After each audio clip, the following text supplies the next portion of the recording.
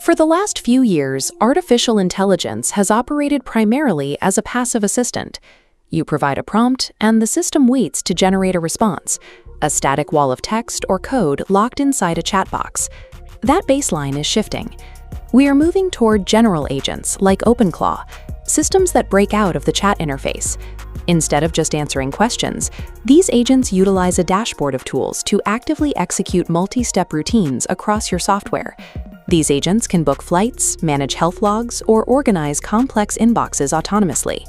With wearable integrations like Roku smart glasses, they are even beginning to observe and interact with physical environments through voice and visual data. This transition from talking to doing represents a structural rewiring of the digital economy. It moves AI from a reference tool into a digital workforce capable of high-volume, repetitive execution. But as these agents move beyond simple chat, they have hit a massive hidden bottleneck.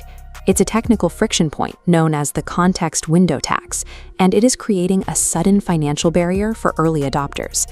This chart illustrates the financial reality of running an active agent versus a standard subscription. While a basic chatbot has a predictable monthly cost, an iterative agent can rack up API bills of $5 an hour.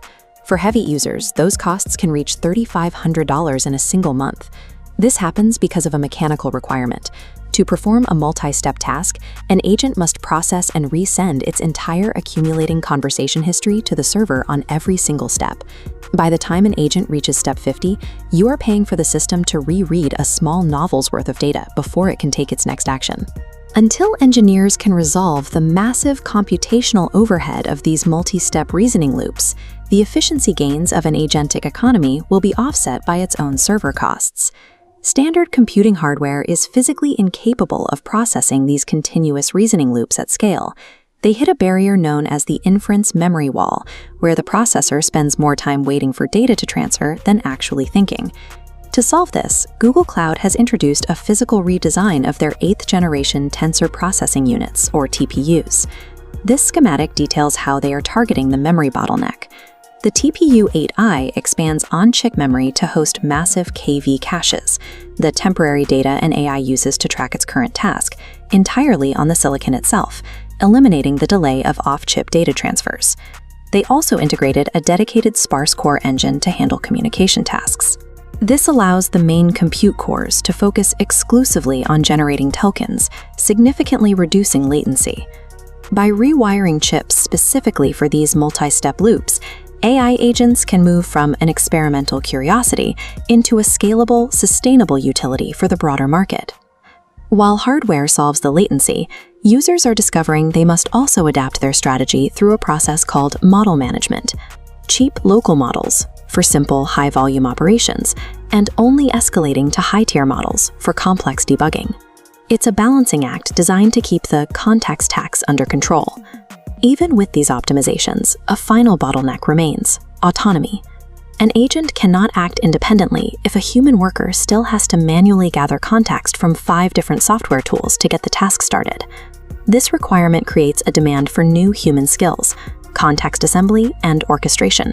The job is no longer performing the manual task, but managing the entire infrastructure of the agents that do. The 2026 tech landscape suggests that human workers are not being replaced by agents. Instead, they are evolving into the necessary middle management layer for a digital workforce. These technical hurdles will define the macroeconomic landscape for the end of the decade.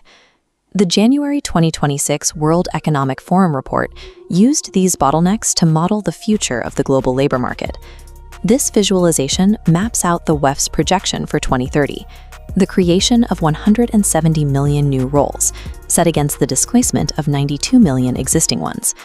It's a net positive, but one that requires a massive restructuring of how we work.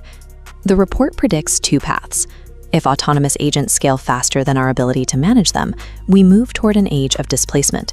If we successfully integrate them as collaborators, we enter a co-pilot economy.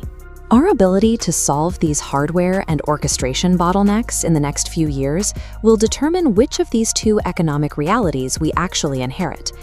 Current hardware costs and the need for human oversight mean we are currently anchored in a phase of augmentation, not total replacement. The workers who struggle will be those who attempt to compete with AI by performing repetitive data tasks. Those who thrive will be the ones who direct and manage teams of agents. As teams move toward this agentic model, the ability to manage the underlying infrastructure becomes a primary requirement for professional relevance. Mastering the orchestration of these autonomous systems provides the necessary bridge to the 2030 economy.